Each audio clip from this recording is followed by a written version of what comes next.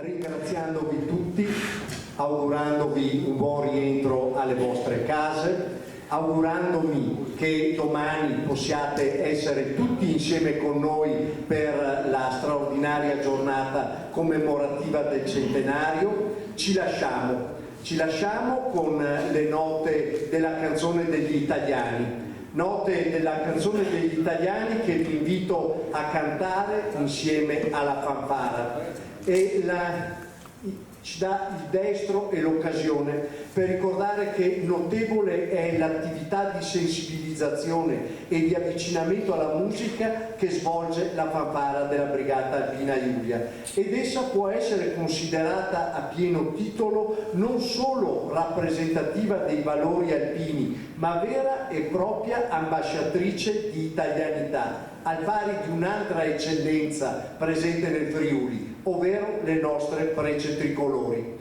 Nelle scuole e nei concerti non manca mai l'esegesi musicale e critica del nostro inno. Dobbiamo ringraziare questi ragazzi per la loro disponibilità e per la loro preparazione, e ringraziamo con loro anche il sergente maggiore Flavio Miarcorillo, che è il direttore titolare della fanfara, che con grande professionalità e sensibilità la dirige. Questa sera il piacere e la gioia di aver visto alla direzione il maestro Ivan Dalle Case. Lo ringraziamo, lo salutiamo e con un saluto a lui e un saluto a tutti voi. Grazie, ci avete regalato note splendide.